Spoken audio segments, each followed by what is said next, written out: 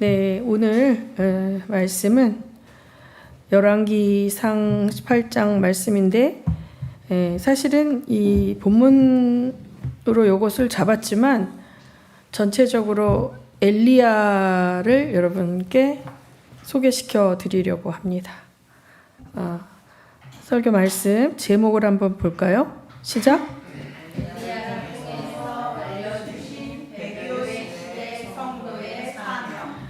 우리가 다 알지만 구약의 말씀은 모형이고 앞으로 되어질 구속사 속에 하나님의 하실 것들을 보여주는, 맛보기로 보여주고 모델하우스로 보여주는 그러한 것이에요. 그런데 제가 이제 제목을 고민을 했는데 엘리야의 시대를 생각을 해보면 마지막 때의 배교의 시대와 굉장히 비슷해요. 제가 마지막 시대라고 하지 않고 굳이 배교의 시대라고 했던 것은 엘리야 때의 시대 상황이 그렇기 때문이죠. 그래서 오늘 말씀을 통해서 전체적으로 엘리야의 사명을 볼 것인데 이 시대의 교회와 이 시대를 살아가는 성도들이 또 취하여야 할 모델, 어떤 본보기, 믿음의 선배들의 종말을 주의하여 보고 그 뒤를 따라가라고 히브리서 말씀 나왔죠. 그래서 이제 이 말씀을 하나님께서 뽑아 주셨습니다. 우선 본문을 한번 보겠습니다. 왕상 18장 30절에 35절까지 한번 교독을 해보겠습니다. 누가 읽으시나요? 네. 이때에 엘리야가 온 백성들에게 가까이 오라고 하였다. 백성들이 가까이 오니 그는 무너진 주님의 제단을 고쳐 쌓았다. 그리고 엘리야는 일찍이 주님께서 이스라엘이라고 이름을 고쳐주신 야곱의 아들들의 지파 수배로 12개의 돌을 모았다. 이 돌을 가지고 엘리야는 주님께 예배할 제단을 다시 쌓고 제단 둘레에는 2세아 정도의 곡식이 들어갈 수 있는 넓이의 도랑을 팠다. 그 다음에 나무단을 쌓아놓고 소를 갑을 떠서 그 나무단 위에 올려놓고 물통 4개에 물을 가득 채워다가 재물과 나무단 위에 쏟으라고 하였다. 사람들이 그렇게 하니 엘리야가 한 번 더 그렇게 하라고 하였다. 그렇게 하니 그는 또 그렇게 하라고 하였다. 그들이 3번을 그렇게 하니 제단 주위로 넘쳐 흘러서 그 옆 도랑에 가득 찼다. 제가 얼마 전에 우연히 유튜브를 보다가 그 엘리야라는 영상이 있더라고요. 그래갖고 그 영상을 들어가서 봤는데 그 엘리야의 일대기를 영화는 아닌데, 그러니까 이렇게 완전 영화가 아니라 뭐랄까 장면이 나와요. 그러고 이제 말씀에 나레이터가 하는데 이 단은 뭐예요? 바알 선지자들과 그 유명한 엘리야의 이제 능력 대결을 하기 위해서 단을 쌓는 장면입니다. 그런데 이 전에 이제 18장에 엘리야가 백성들을 불러 모으고 이 18장 21절에 보면 여러분은 언제까지 양쪽에 다리를 걸치고 머뭇거리고 있을 것입니까? 주님이 하나님이면 주님을 따르고 바알이 하나님이면 그를 따르십시오. 그러나 백성들은 한마디도 그에게 대답하지 못하였다. 이런 장면이 있었어요. 이러고 나서 조금 뒤에 이제 바알의 제단을 쌓는 450명의 바알의 선지자들이 있고 엘리야가 혼자서 그것을 하다가 백성들에게 와서 거들라고 하니까 이제 마지못해서 거들어서 무너진 제단을 수축하는 것입니다. 그러니까 이것을 오늘날로 이제 대비시켜서 보면 교회들이 다 폐쇄돼서 폐허가 된 거예요. 그러니까 여호와의 제단, 여기서 하나님께 제단을 쌓고 제단에서 제사를 지낸다는 것은 그 당시에 하나님께 드리는 뭡니까? 예배예요, 예배. 그러니까 예배 드리는 곳이 다 폐허가 된 거예요. 예배 드린 지가 너무 오래돼서 그 단이 다 무너지고 허물어진 거예요. 그러니까 마지막 때의 배교의 시대가 되면 예수 믿는 자들을 다 잡아 죽이잖아요. 그러니까 무서워서 교회를 못 가고 몰래 숨어서 예배드리기 때문에 교회당이라고 지어져 있는 곳이 어떻게 돼요? 다 폐허가 되는 그런 모습이죠. 근데 엘리야가 이게 나타나서 이제 그것을 다시 이제 단을 쌓는 장면입니다.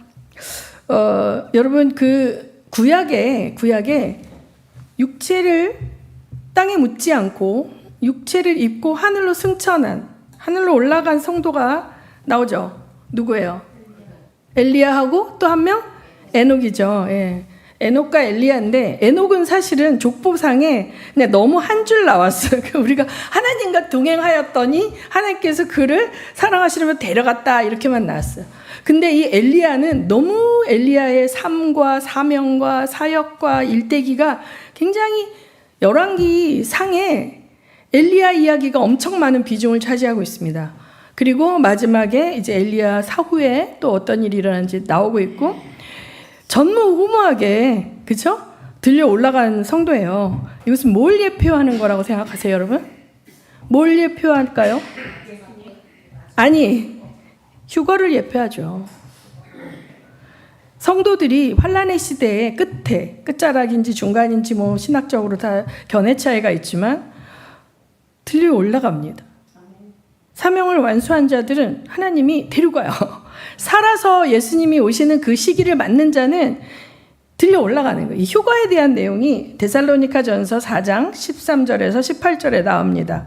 다 같이 한번 교독하겠습니다. 제가 먼저 읽습니다. 형제자매 여러분, 우리는 여러분이 잠든 사람의 문제를 모르고 지내는 것을 원하지 않습니다. 여러분은 소망을 가지지 못한 다른 사람들과 같이 슬퍼하지 않아야 할 것입니다. 우리는 예수께서 죽으셨다가 살아나신 것을 믿습니다.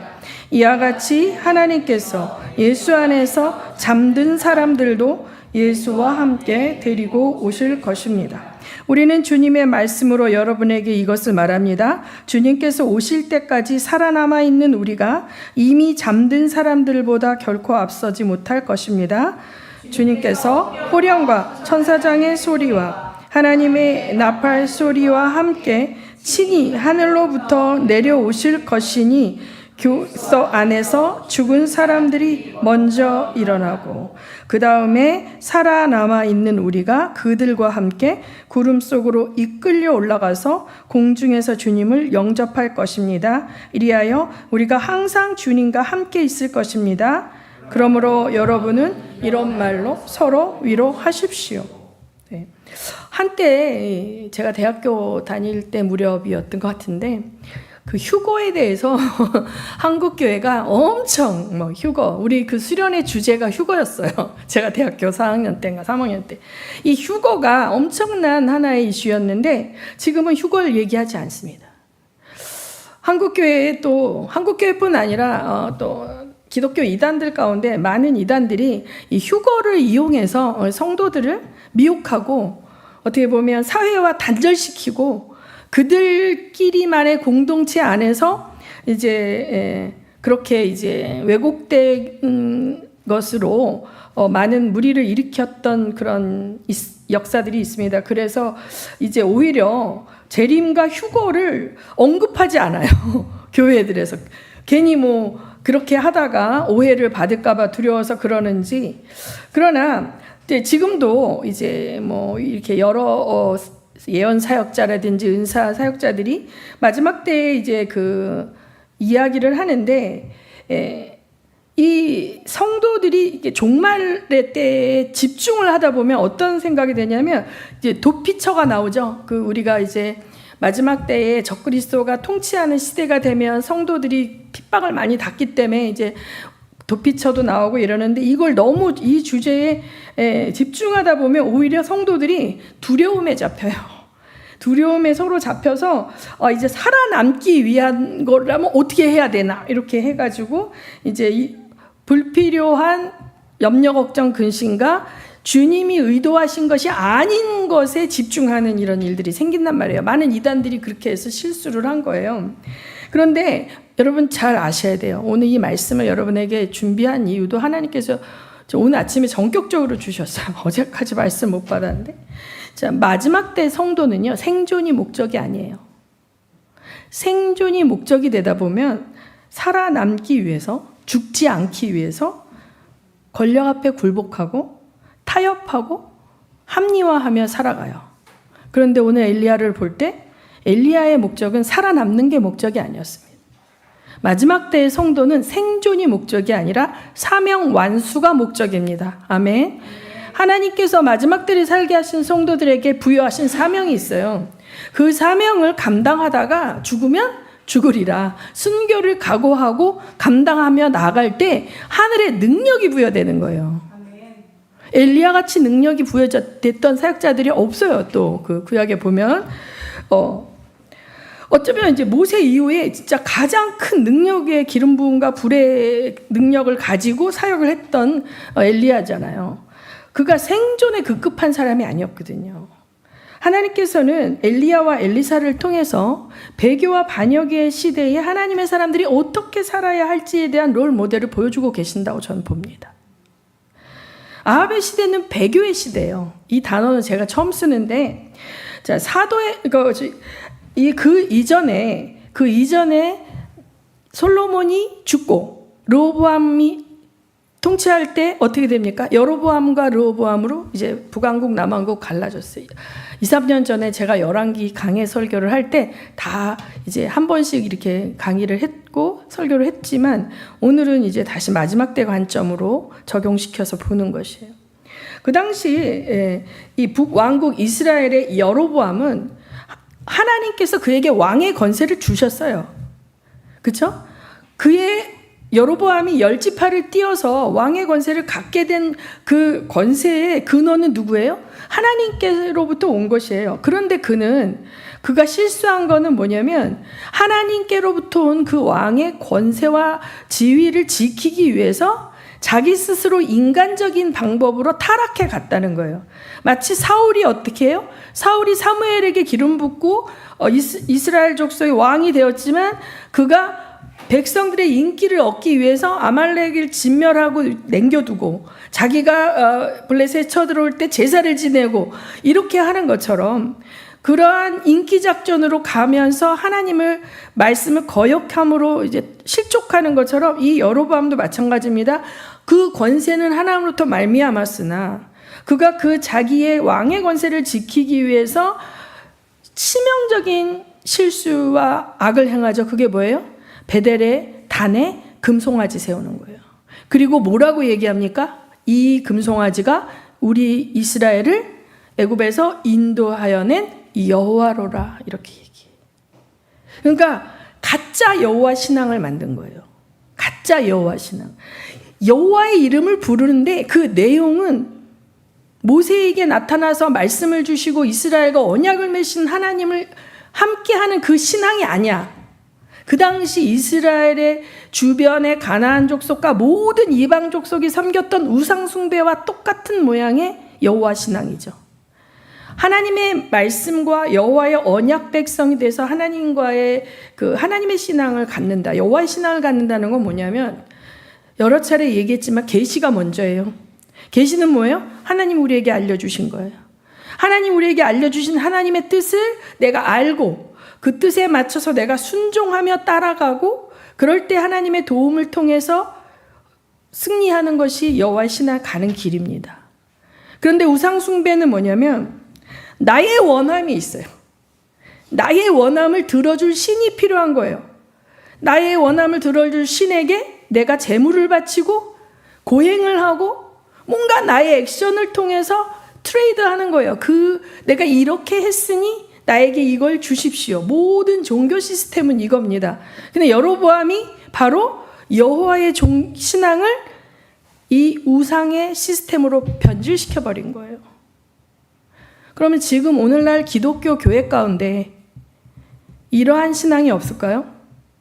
여호와의 이름을 부르지만 예수의 이름을 부르지만 그 안에는 나의 원함과 나의 욕망과 나의 자아의 만족과 내가 이 세상에서 얻고자 하는 것들을 얻어내기 위한 대상, 그것을 주는 신으로만 따라가는 그 정도의 신앙에 머물러 있는 수많은 교회들이 있다 이것입니다. 그것을 우리는 기복신앙이라고도 하고 번영신학이라고도 하는데 정말 여호와의 이름을 부르지만 실상은 우상 숭배로 바꿔버린 이 여로보암의 죄가 있었지만 그러나 그 안에도 하나님의 말씀을 기억하고 하나님을 두려워하며 순종하며 따라가는 소수의 진실한 성도들이 있었을까 없었을까?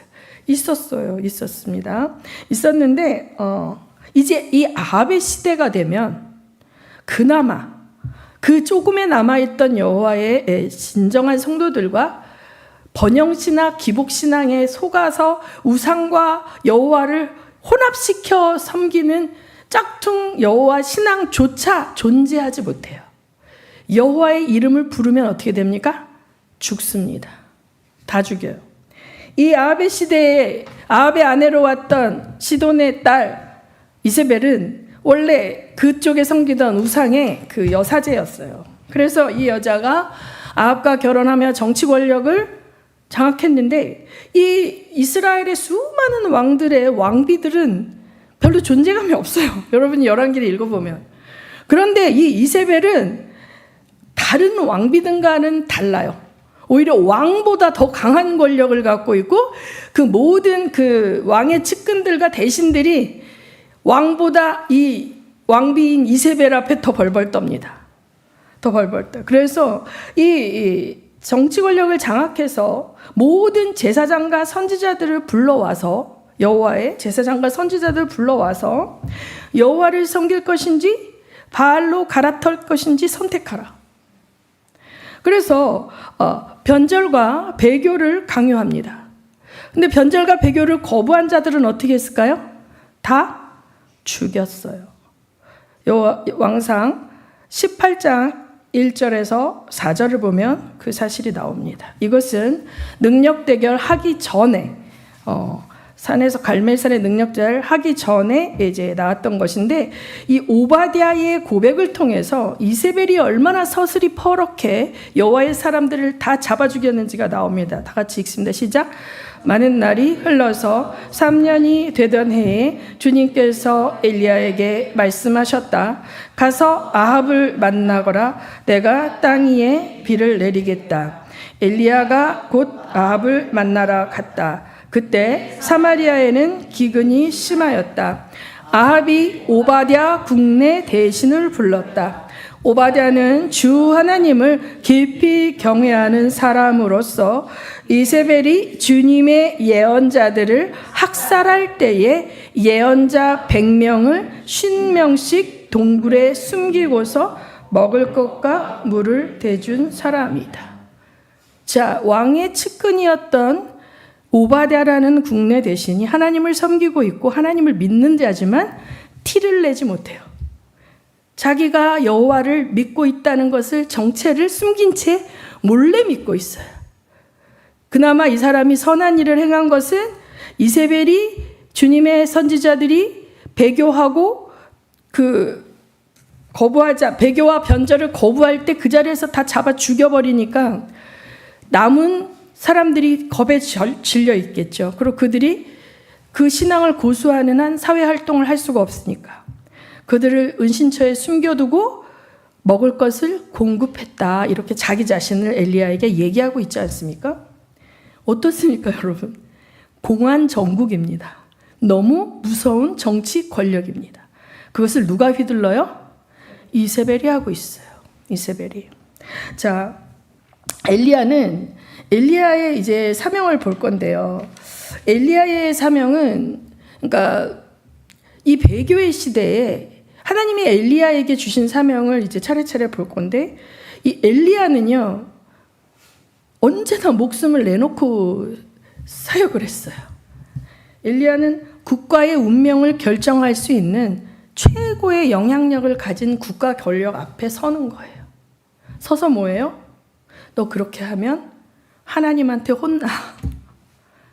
그렇게 하면 하나님이 심판한다고 하셨어. 멈춰. 이 말을 하러 서는 거예요. 이 사명을 받은 자였어요. 최고의 영향력을 가진 그러한 정치 권력, 국가의 통치자 앞에 서서 하나님의 메시지를 전달하는 메신저였다. 그것이 첫 번째 엘리야의 사명이에요. 그런데 이 메시지는 자, 왕이 여호와를 전심으로 섬기는 왕일 때는 환영받는 메시지죠. 하나님을 어떻게 섬기면 하나님 더 기뻐하십니까? 이럴 수 있지만 하나님을 버리고 바알을 쫓아가고 배교하고 반역하고 하나님께 대적하는 왕 앞에서는 이 하나님의 메시지를 전했다가 어떻게 해요? 그 순간에 죽는 수가 있죠. 여러분이 우리 선지서에 보면 이사야 선지자가 히스기야 왕 앞에 나갔을 때 히스기야는 이사야의 말을 듣고 순종해서 했지만 결국은 므낫세 왕은 이사야를 톱으로 허리를 잘라 죽입니다. 그렇기 때문에 이 엘리야는 언제나 목숨을 걸고 사명을 감당할, 왕 앞에 매번 설 때마다 순교를 각오하고 서야 됐겠죠. 왕상 17장 1절에서 4절을 보면 이 처음으로 디셉 사람 엘리야가 아합에게 나타나서 말합니다. 내가 섬기는 주 이스라엘의 하나님께서 살아 계심을 두고 맹세합니다. 내가 다시 입을 열기까지 앞으로 몇 해 동안 비는커녕 이슬 한 방울도 내리지 않을 것입니다. 자, 비가 안 오는 거를 이야기하죠. 주님께서 그러고 난 다음에 어떻게 해요? 3절에 보면 이곳을 떠나서 동쪽으로 가거라. 그리고 거기 동쪽 그리 시냇가에 어떻게 지내? 숨어서 지내라는 거죠. 그러니까 사역을 해야 되는데 언제 죽을지 모르는 사역이기 때문에 하나님께서 숨겨 놓으시고 사역을 하시죠. 숨겨 놓으시고 사역을 하셔요. 그래서 이제 첫 번째는 엘리야의 사명이 영향력을 가진 자 앞에서 하나님의 메시지를 전달하는 사명자였다라면, 두 번째는 숨어 사는 사역자였다. 숨어 사는 사명자예요. 사람들과 격리된 채 먹고 마시는 일조차 근근히 이어가요. 때로는 까마귀가 갖다 주는 거 먹고 살고, 때로는 뭐예요? 천사가 먹이기도 하고, 그 다음에 이스라엘을 샅샅이 뒤지죠. 잡아 죽이려고. 샅샅이 뒤지니까 어디 이스라엘이 아닌 이방 땅 시돈의 사렙다 과부 집에 가서 해필 가장 가난한 과부 집에 숨어 살죠. 누군가 손님을 대접할 수 있는 그러한 집이 아니야. 이 집은 너무 가난해서 자기네 집에 풀칠할 것도 없는데 외부에 나그네가 숨어 있을 리가 없다고 생각할 만한 그런 집에 몰래 숨어 있는 거예요. 3년 동안 비가 안 오는 동안. 이 아합과 이세벨의 사고는 제가 재수 없는 말을 했기 때문에 비가 안 오는 거예요. 그런데 비가 안 오는 이유는 신명기에 근거했거든요. 너희가 우상을 섬기면 내가 하늘을 닫아 비를 보내지 않겠다. 1단계 하나님의 회초리거든요. 자, 그 회초리를 이것이 너의 우상 숭배의 죄 때문이라는 걸 얘기해줘야 알 거 아니에요. 이들의 세계관과 가치관은 우상 숭배가 당연한 가치관인데, 그래서 그 메신저가 필요한데, 그 메신저는 어떻게 해야 돼? 죽음을 각오해야 돼. 그 다음에 세상에 드러나서 사는 게 아니라 숨어 살아야 돼. 세상의 부귀영화는커녕 명예는커녕 자기의 안위한 삶도 누리지 못하고, 그 다음에 사실 엘리사를 보면 성도들과 함께 있어요. 엘리사는 더 심한 심판의 시대지만 엘리사는 항상 성도들과 함께 있거든요. 후계자들하고도 함께 있고. 근데 엘리야는 항상 혼자 있어요. 항상 혼자 있어요. 우리 서진교회 오늘 너무 맛있게 막 먹었잖아요. 우리 저녁도 같이 먹고 막 또 주말에는 막 고기 파티 막 바베큐도 하고, 수요일 날은 또 골뱅이도 먹고, 우리끼리 만났을 때 가족과 같은 친밀감 나는 게 얼마나 행복해요. 근데 엘리야에겐 그것도 허락되지 않았어요. 독고다이. 독고다이가 뭔지 알아요? 언제나 혼자 있어. 그 영화에서도 보면 엄청 막 수염도 막 이렇게 기르고 산속에 어디 혼자 있고, 항상 혼자 있다가 하나님이 메시지를 주라 그러면 이제 엘리야가 오, 엘리야가 나타났다. 이렇게 사람들이 엘리야가 어디 있는지 평소에는 몰라. 사람들 앞에 없어. 어디 있는지 모르는데 숨어 있어요. 그래서 이 엘리야의 사명은 숨어서 격리된 채 하나님의 미션이 떨어질 때까지 그 세상에 드러나지 않고 오직 하나님하고만 함께 지내는, 외로움을 감당해야 되고 고달픔을 감당해야 되는 그런 사명이었다. 그 다음에 이제 세 번째는 뭐냐면, 여러분이 너무 잘 아는 능력 대결이에요. 하늘에 불을 내려가지고 그 번제물을 다 태워버리고, 도랑의 물을 다 핥아서 태워버리고, 그 이후에 영적 전쟁으로, 그 아까 제가 처음에 읽어드린 백성들한테 언제까지 중간에서 머뭇머뭇 양다리 걸치겠느냐, 여호와를 택해라 이렇게 얘기하는데 백성들이 한마디도 못했다 그랬잖아요. 이 단을 같이 세우자. 그러니까 겨우 마지못해 와서 이렇게 했단 말이에요. 근데 하늘에서 불이 내려와가지고 이걸 다 태우고 450명의 바알 선지자가 하루 종일 몸을 자해하면서 해도 거기는 아무 일도 안 일어났잖아. 그러니까 이들이 그 불을 보고 하나님의 역사하심을 보고 용기를 얻어서 자, 저 바알의 선지자들 다 잡아 죽여라. 그러니까 어떻게 했습니까? 백성들이 그들을 다 죽였죠. 엄청난 영적 전쟁을 했어요. 이러한 능력의 사역자예요. 하나님이 이 사람이 자기의 인생을 정말 개인의 사생활이 아니라 하나님께 올인하는 사명을 하니 때가 될 때 하나님이 하늘의 불을 내려서 엄청나게 역사를 해주시는 그러한 능력의 사역자였는데 그 다음에 어떤 일이 일어나요? 반격이 와서 이곳은 아합이 회개할 수 있는 마지막 기회였거든요. 백성들이 막 두려워하던 백성들이 하나님의 불의 능력을 보고 담대하게 바알 선지자들을 다 죽일 수 있었다면 아합도 깨달아야 되거든요. 바알은 거짓신이고 여호와 하나님만이 참신이다. 이스라엘은 여호와 하나님이 세팅한 나라다. 이렇게 해야 되는데 바보같이 이 국가의 정체성을 바알을 섬기는 국가로 바꾸는 일에 자기가 주권자인데 오히려 와이프한테 그걸 다 넘겨버리고 질질 끌려가고 있는 아합에게 이번이 회개할 기회고 하나님께 돌아올 수 있는 마지막 기회였는데 와이프한테 가서 쫙 얘기하니까 뭐라 그래요? 이세벨이 내가 얘를 죽이지 않으면 가만 먹지도 마시지도 않겠다 해가지고 왕상 19장 2절에서 5절 보면 뭐라고 얘기합니까? 내가 너를 어디입니까? 왕상 19장 2절에서 5절 보면 시작. 그러자 이세벨은 엘리야에게 심부름꾼을 보내어 말하였다. 내가 예언자들을 죽였으니 나도 너를 죽이겠다. 내가 내일 이맘때까지 너를 죽이지 못하면 신들에게서 천벌을 달게 받겠다. 아니 그보다 더한 재앙이라도 그대로 받겠다. 엘리야는 두려워서 급히 일어나 목숨을 살리려고 도망하여 유다의 브알세바로 갔다. 그곳에 자기 시종을 남겨두고 자신은 홀로 광야로 들어가서 하룻길을 더 걸어 어떤 로뎀나무 아래로 가서 거기에 앉아 죽기를 간청하며 기도하였다. 주님, 이제는 더 바랄 것이 없습니다. 나의 목숨을 거두어 주십시오. 나는 내 조상보다 조금도 나을 것이 없습니다. 그런 다음에 그는 로뎀나무 아래서 누워서 잠이 들었는데 그때 한 천사가 일어나서 먹으라고 하면서 그를 깨웠다. 네. 이 영적 전쟁을 치르고 난 뒤에 여러분 역공이 있어요. 역공이 있습니다. 마귀도 한 번에 물러가지 않아요. 당한 게 억울해서 이게 확 다시 이제 공격이 와요. 그래서 이 엘리야는 죽고 싶은 거예요.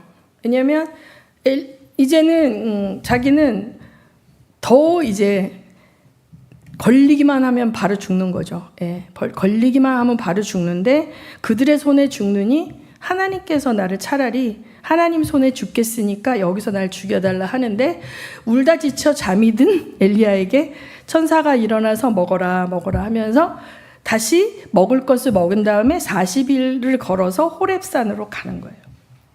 그래서 이 하나님의 능력으로 영적 전쟁을 하는 거 능력 받는 거 좋은데 여러분 막 우리도 저도 사모해요. 능력 사모하죠. 선 목사님도 사모하죠. 근데 각오해야 돼요.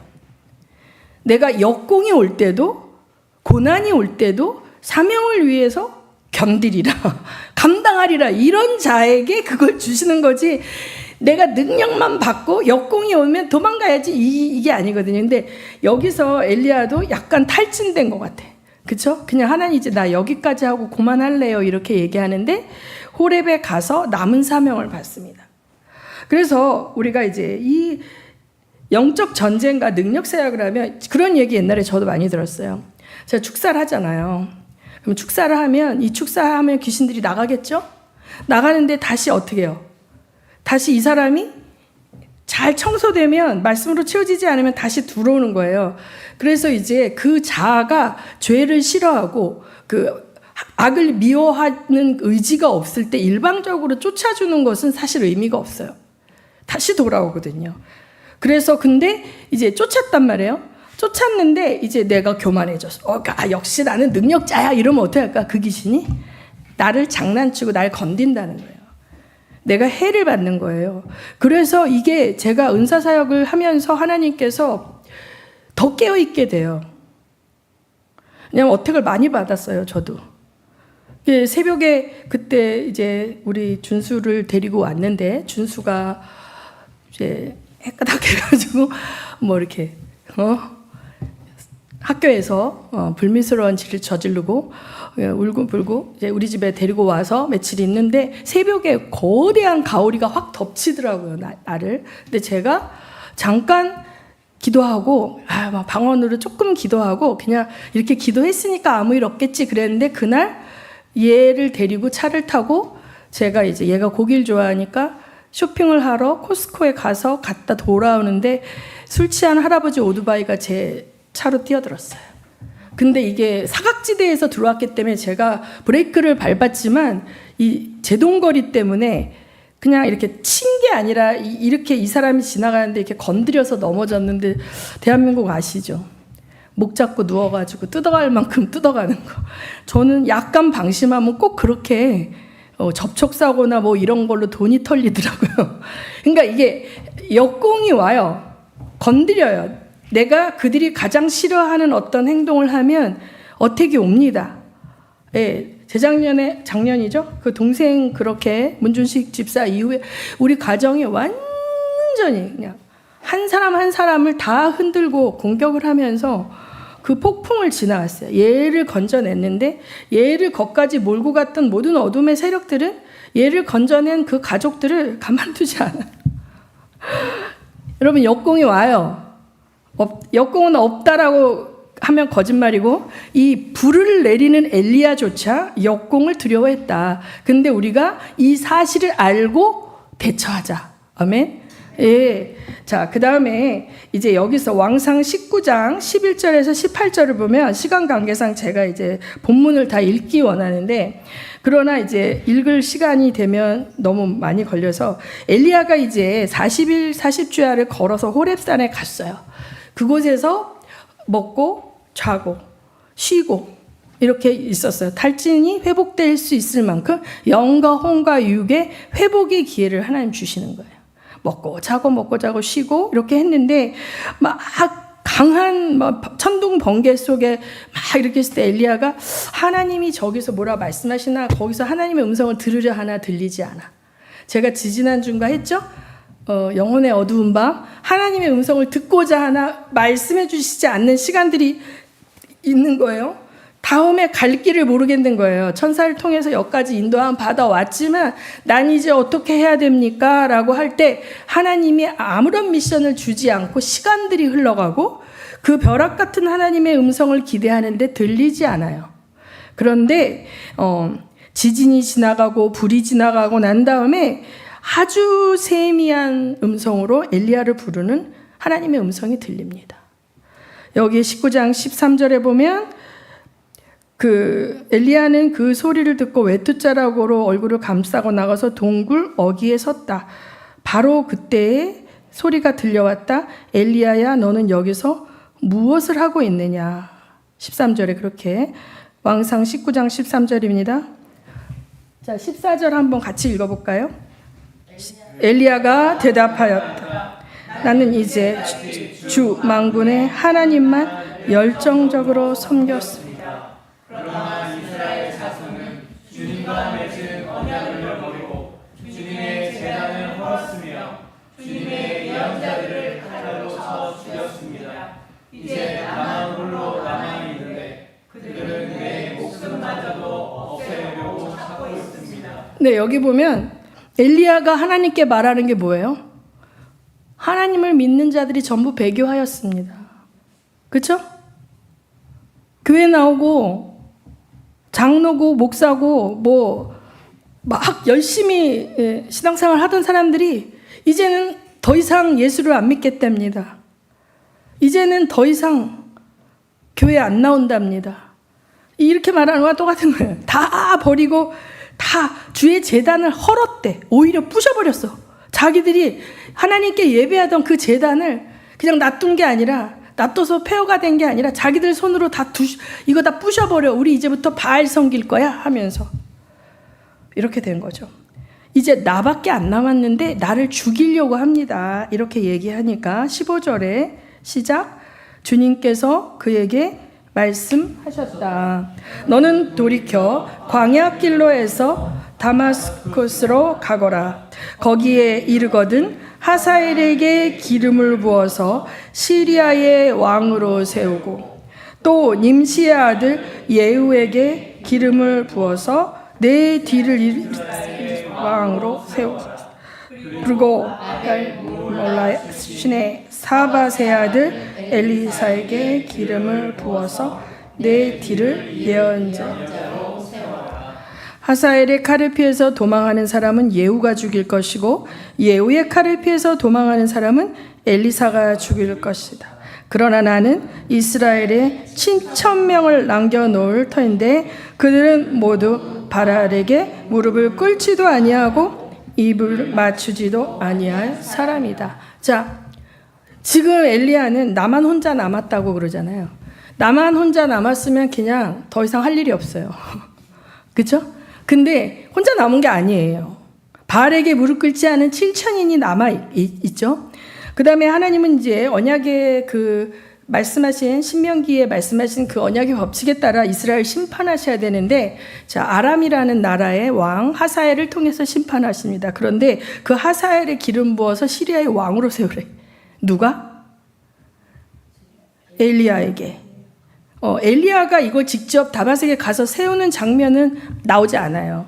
그런데 나중에 엘리사가 하사엘을 볼 때 울면서 환상을 보는 거예요. 네가 앞으로 이스라엘을 얼마나 괴롭힐지 내가 본다 하면서, 그가 아직 왕이 되기 전에 그렇게 얘기하니까 그가 돌아가서 자기 왕을 죽이고 스스로 쿠데타를 일으켜서 왕이 되거든요. 열방의 통치자는 하나님이십니다. 그리고 하나님은 그 나라들을 몽둥이로 이스라엘을 다스리는 도구로 쓰시기도 하는 거죠. 그리고 이제 여기 님시의 아들 예후에게 기름을 붓잖아요. 그래서 예후가 어떻게 합니까? 아합의 아들들을 다 죽여버리죠. 그래서 예후가 한 것은 이 국가의 정체성이 바알을 섬기는 국가로 넘어갔는데 다시 어떻게 해요? 명목상이나마 여호와를 섬기는 나라로 왔어요. 그런데 그 여호와 신앙이 여로보암의 금송아지도 섬기는 혼합 신앙이지만 아무튼 여호와 이름을 부를 수 있게 된 거예요. 자, 대한민국은 여호와 이름을 부르고 신앙생활하고 교회 오는데 아무 어려움이 없어요. 북한은 어떻습니까? 대놓고 교회를 다 갈 수가 있습니까? 못 가죠. 중국은 어떻습니까? 중국도 마찬가지. 지금 성경책만 줘도 감옥 간대요. 그냥 다른 사람에게 같이 옛날에 우리가 한참 중국 선교할 때는 자국민들끼리 전도하는 건 잡지 않았어요. 외국인이 와서, 한국 사람이 와서 중국인에게 선교하면 잡혀갔어요. 이 사람도 문제가 됐고, 근데 자기들끼리는 건드리지 않았는데 이제는 어떻게 해요? 포교하면 안 되는 거예요. 포기하면 안 되는 거예요. 여기서 근데 예후는 막 이 낭떠러지로 막 내려가는 거길 약간 스탑해서 그렇죠? 속도를 늦춘 거야. 그래서 바알 신앙으로 완전히 배교가 돼서 여호와의 그 예배자들이 씨를 말라가는 그 상황에 여호와 이름을 부를 수 있게 만들어준 게 예후예요. 예후. 근데 그 예후에게 기름을 붓는 사명. 그 다음에 가장 중요한 게 누구예요? 후계자 엘리사에게 기름을 붓는 사명이죠. 그래서 이제 이 하나님의 마지막 때 성도들의 가장 중요한 거는, 아무리 이 온 세상이 다 하나님을 대적하고 일어나다 할지라도 하나님의 뜻을 실현하는 삶을 살아야 돼. 하나님의 미션을 하고 죽어야 돼. 아멘. 죽더라도 그걸 하고 죽어야 되는 거예요. 살기 위해서 사명을 버리면 안 되는 거예요. 근데 여기서 하사엘에게 기름 부어 왕으로 세우는 거 안 나와. 예후에게 기름 붓는 거 안 나와. 근데 엘리사에게 기름 붓는 것만 나오거든요. 1번, 2번, 3번의 사명 중에 엘리야가 엘리사에게 기름 붓는 하나의 사명 확실하게 합니다. 그러고 나서 어떻게 돼요? 엘리사는 엘리야를 쫓아다니죠. 마치 모세와 여호수아의 관계처럼 쫓아다녀요. 자, 우리의 사명이 우리 대에서 끝나면 안 돼요. 다음 세대로 이어져야 되는 거예요. 이게 너무 중요합니다. 마지막 때라 할지라도 그 마지막에 마지막 완전히 쫑치는 때는 언젠지 하나님 아시잖아요. 그래서 우리는 다음 세대에게 우리의 사명을 전달해서 유업으로 남겨줘야, 유산으로 넘겨야 된다는 거예요. 그래서 여기도 엘리야도 3가지 사명을 받았지만 자기 1개만 하고 죽었어. 1개만 하고 들림 받았어. 나머지 2개는 누가 해요? 엘리사가 하는 거예요. 엘리사가. 근데 여기에서 nim시의 아들 예후에게 기름 부을 때도 엘리사가 직접 가지 않아요. 엘리사가 키우고 있는 선지자의 무리 중에 한 명이 가서 합니다. 그러니까 다음 세대 스승의 그 제자의 제자까지도 이 동굴에서 받은 사명이 이어진다는 사실을 아셔야 되는 것입니다. 아멘. 그래서 못다한 사명을 엘리사가 이루는 거예요. 하나님의 이 사명은 계승되어지고 유산으로 상속되어져서 다음 세대들에게 이어져야 되기 때문에 다음 세대를 훈련해야 돼. 아멘.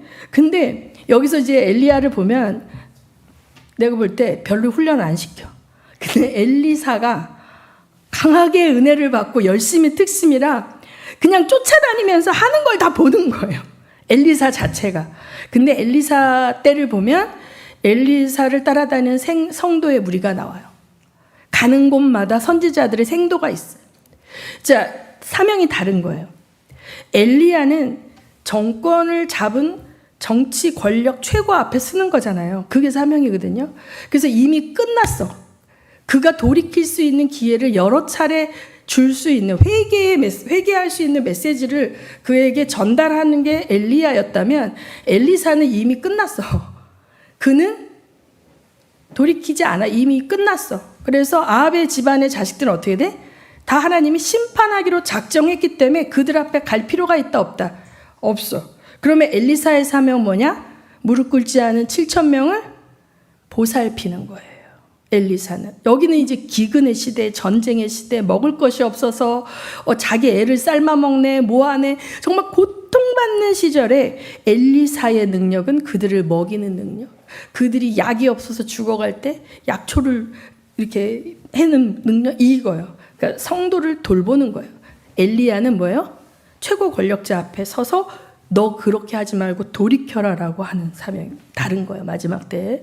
그래서 자기 사명을 저는 어쨌든 어떤 교회는 엘리야의 사명을 감당하고 어떤 교회는 엘리사의 사명을 감당하고 모든 교회들은 다음 세대에게 그 사명을 유산으로 상속시켜야 된다라는 것을 아시기 바랍니다. 6번째는 이제 나봇의 포도원을 빼앗은 아합의 탐욕과 살인죄와 부도덕을 마지막으로 경고합니다. 자, 그 전에 아합과 이세벨의 죄는 뭐냐면 온 국가를 정체성을 바꿔서 하나님을 배교하도록 만들었어요. 배교하도록 만들어갖고 바알 신앙으로 바꾸는 그 죄 앞에 이제 갔잖아요. 아합이 그걸 지적하러. 근데 이번에 나봇의 포도원 사건은 뭐냐면 이들이 권력이 너무 강해지니까 오만방자해서 힘없고 아무 권세가 없는 백성들의 재산을 갈취할 뿐만 아니라 여기서 너무 큰 죄가 뭐냐면 무고한 자를 유죄로 만들기 위해서 가짜 증인을 세워서 나봇을 모함해서 죽입니다. 이것은 하나님이 엄청 미워하는 죄예요. 그렇죠? 누가 했어요? 이거를 주도해서? 이세벨이 했잖아요. 의인을 악인으로 만들고 악인을 의인으로 만드는데 그 사이에 거짓 증인들이 동원된다. 그 거짓 증인들은 장로들이었다. 이럴 때 하나님이 이세벨에게 어떻게 돼요? 걔들이 너 먹을 거라는 거예요. 그러니까 하나님 가장 싫어하는 죄가 뭔 줄 알아요? 권력을 이용해서 유죄를 무죄로, 무죄를 유죄로 만드는 거예요. 그런데 교회들은 벌벌 떨어요. 그렇게 되면 무서워요. 근데 하나님이 마지막 한 번 엘리야에게 가서 그 죄에 대해서 경고하고 말하라고 시켜 엘리야한테. 그래서 자 보세요. 왕상 21장. 너무 무섭습니다. 하나님이 우리한테 이런 거 전하라 그러면 우리 할 수 있을까요? 왕상 21장 19절에서 24절 한번 봅니다. 제가 먼저 읽습니다. 너는 그에게 다음과 같이 전하여라. 나 주가 말한다. 네가 살인을 하고 또 재산을 빼앗기까지 하였느냐? 나 주가 말한다. 개들이 나봇의 피를 핥은 바로 그곳에서 그 개들이 네 피도 핥을 것이다. 아합은 엘리야를 보자 이렇게 말하였다. 내 원수여, 내가 또 나를 찾아왔느냐? 그러자 엘리야가 대답하였다. 그렇습니다. 이렇게 또 찾아왔습니다. 임금님께서는 목숨을 팔아 가면서까지 주님께서 보시기에 악한 일만 하십니다. 내가 너에게 재앙을 내려 너를 쓸어버리되 너 아합 가문에 속한 남자는 종이든지 자유인이든지 씨도 남기지 않고 이스라엘 가운데서 없애버리겠다. 내가 이스라엘 사람에게 죄를 짓게 해서 나를 분노하게 하였으니 내가 내 가문을 느밧의 아들 여로보암의 가문처럼 또 아이야의 아들 바하사의 가문처럼 되게 하겠다. 주님께서는 또 이세벨을 두고서도 개들이 이스라엘 성 밖에서 이세벨의 죽음을 찢어먹을 것이다 하고 말씀하셨다. 아합 가문에 속한 사람은 성 안에서 죽으면 개들이 찢어먹을 것이고 성 밖에서 죽으면 하늘의 새들이 쪼아먹을 것이라고 하셨습니다. 자, 이 마지막 경고예요. 이스라엘은 이미 달려가고 있어요. 하나님을 버리고 이 배교의 시대로 넘어가서 달려가고 있는데 그 아합의 악행에 대해서 하나님이 지적하고 그것에 대해서 직면시키는 일을 또 한 번 시키죠. 그렇죠? 그랬을 때 아합이 어떻게 돼요? 이때부터 심히 고민하고 벌벌 떨고 다니니까 하나님이 엘리야에게 내 종 아합의 겸비함을 보느냐라고 얘기해요. 여러분, 권력 앞에 서서 하나님의 말씀이 선포되어질 때 어떠한 자는 그 말씀 때문에 그 악을 멈출 수도 있는 거죠. 에스겔의 말씀에 뭐래? 악인에게 가서 경고할 때 돌이키지 아니하면 그 악인의 죄지만 그 말을 듣고 돌이키면 그 핏값이 없어져요. 근데 어차피 그는 악한 놈이라서 말해봤자 듣지 않아 그러고 안 가면 그 핏값을 누구한테 믿겠대? 가지 않은 그 하나님의 사람에게 묻겠대잖아요. 여기서 엘리야도 그 아합 같은 애한테 말해봤자 뭐 그 악한 인간한테 저 안 갈랍니다. 나 가서 또 죽어요. 이러지 않고 갔다는 거예요. 그랬더니 내 원수야 이렇게 얘기하잖아요. 근데 그걸 지적하잖아요. 심판을 지적하잖아요. 그랬더니 하나님이 어떻게 해요? 아합에 대해서가 아니라 아합의 아들 대해서 그 심판을 행하시는 거예요. 자, 그래서 이 마지막 이제 그 사명을 다 하고 난 다음에 이제 그 엘리야가 또 해야 했던 것은 자기가 들림받는다는 사실이 이제 본인도 알고 있었지만 엘리사도 알고 있었지만 엘리사가 양육하고 있는 선지자의 무리들도 다 아는 거예요. 그러니까 예언이 임했나 봐요. 그것까지는 자세히 안 나오지만 자, 이제 엘리야는 곧 승천하는데 엘리사도 알고 있어요. 그래서 엘리야에게 선생님 저에게 뭘 달래? 갑절에 영광을 달라 그러는데 네가 참 어려운 걸 구한다. 그건 하나님이 주시는 거지 내 맘대로 주는 건 아닌데 네가 만약에 내가 하늘에 올라가는 걸 보면 그게 임할지도 모르겠다 이렇게 얘기하죠. 애매모호하게 얘기해요. 왜냐하면 내게 아니잖아요. 자, 그래서 왕하 2장 3절에 보면 베델에 갑니다. 베델. 이 베델이라는 땅은 하늘문이 열려 있는 곳이에요. 사실은 아브라함 때부터 아브라함이 거기서 단을 쌓았죠. 야곱이 어떻게 자다가 하늘문이 열려서 오르락거리는 곳에서 이 베델이라는 곳이 굉장히 유서 깊은 그 신앙의 유지인데 거기에다가 금송아지를 세운 거 아니에요. 여로보암이 멸망에 가증한 것을 거룩한 곳에 세운 거예요. 북한의 산정연교회 평양 대부흥이 일어났던 1907년 평양 대부흥 산정연교회 자리에 김정은, 김일성 우상이 서 있잖아요. 마귀는 그걸 덮어버리려고 그래요. 거룩한 것을 가증한 것으로 덮어서 사람들에게 거룩한 걸 잊게 만들려고 그래요. 베델에 금송아지를 세워서 여호와 하나님과 인격적으로 교제하는 신앙이 아니라 우상에게 비는 신앙으로 덮어버려버린 거죠. 그런데 이제 베델에 예언자의 수련생들이 있었다. 2장 3절에 보면 예언자 수련생들이 있었다는 거예요. 바알에게 무릎 꿇지 않은 7,000명이 어떻게 양육되고 있는 거예요. 이 심판의 시대에도, 베델 땅에서도, 금송아지가 있는 그 땅에서도 엘리사의 수련생들이 뭐라고 얘기합니까? 선생님의 스승을 주님께서 오늘 하늘로 데려가시려고 하는데 선생님 알고 계십니까? 엘리사가 말하였다. 나도 알고 있으니까 떠들지 마, 조용히 해. 이렇게. 자, 그 다음에 5절에 가면 어디에? 여리고에 살고 있는 예언자 수련생들이 엘리사에게 와서 물었다. 선생님의 스승을 주님께서 오늘 하늘로 데려가시려고 하는데 선생님께서는 알고 계십니까? 엘리사가 말하였다. 나도 알고 있으니까 조용히 해. 자, 소문이 너무 많이 난 거야. 그죠? 하나님께서 양육하고 있는 모든 그 당시의 성도들에게 엘리야는 내가 데리고 갈 거야 라는 걸 알고 있는 거죠. 그래서 요단강까지 쫓아갔어요. 엘리야가 엘리사에게 말하였다. 주님께서 나를 데려가시기 전에 내가 네게 어떻게 해주기를 바라느냐? 엘리사는 엘리야에게 스승님이 가시고 계신 능력을 제가 갑절로 받기 원합니다. 이 시대는 엘리야보다 더 힘든 시절, 심판을 견뎌야 하는 시대이기 때문에 갑절의 능력이 필요합니다. 말세가 될수록 주의 종들이 더 강한 능력으로 입힘을 받아야 돼요. 이 능력을 구해야 성도도 살리고 나도 살 거 아닙니까? 엘리사가 그렇게 갑절의 능력을 구했는데 어려운 것을 요구하는 거나 주님께서 나를 너에게서 데려가시는 것을 네가 보면 네 소원이 이루어지겠지만 그렇지 않으면 그것이 이루어지지 않을 것이다. 그들이 이야기하면서 가고 있는데 갑자기 뭐예요? 불병거와 불말이 나타나서 그들 두 사람을 갈라놓더니 엘리야만 회오리 바람에 싣고 하늘로 올라갔다. 와, 정말 엘리사가 이 광경을 보면서 나의 아버지 이스라엘 병거이시며 마병이시여. 엘리사는 엘리야를 다시는 볼 수 없었다. 엘리사는 슬픔에 겨워 자기의 겉옷을 힘껏 당겨 두 조각을 찢으며 요단강을 건너오는데 어떻게?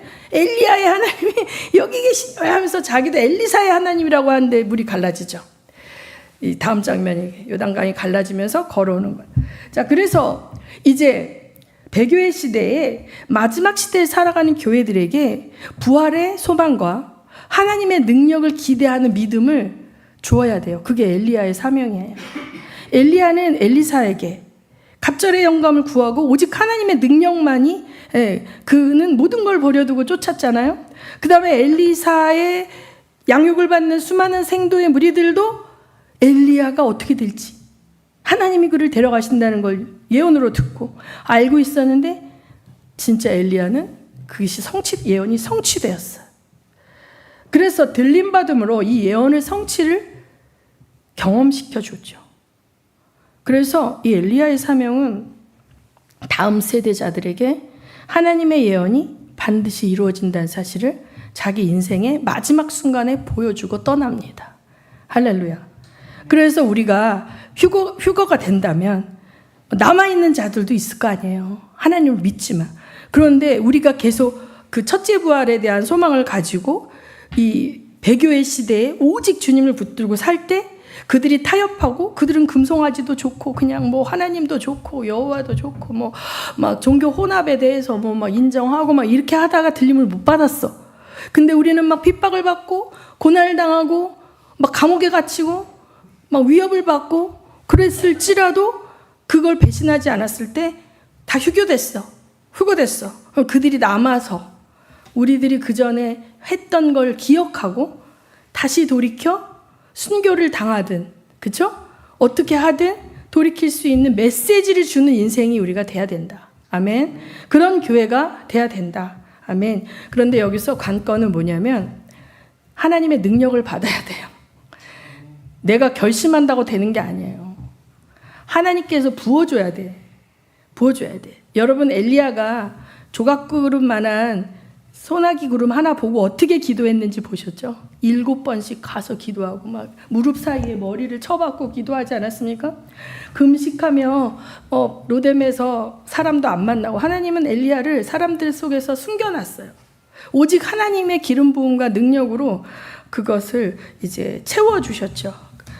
마가복음 28장 18절 20절 말씀 한번 볼까요? 시작. 우리의 사명입니다. 이 시대 사는 우리의 사명.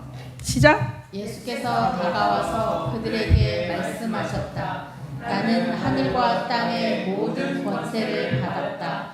그러므로 너희는 가서 모든 민족을 제자로 삼아서 아버지와 아들과 성령의 이름으로 세례를 주고 내가 너희에게 명령한 모든 것을 그들에게 가르쳐 지키게 하여라. 보아라, 내가 세상 끝날까지 항상 너희와 함께 있을 것이다. 자, 하늘과 땅의 모든 권세를 받았어요. 누가? 예수님이 받았고 그걸 우리에게 주셨어요. 상속 받았습니다. 그리고 우리는 어떻게 해야 돼요? 제자 삼아야 돼. 땅끝까지. 마가복음 16장을 봅니다. 마가복음 16장. 마가복음 16장 시작.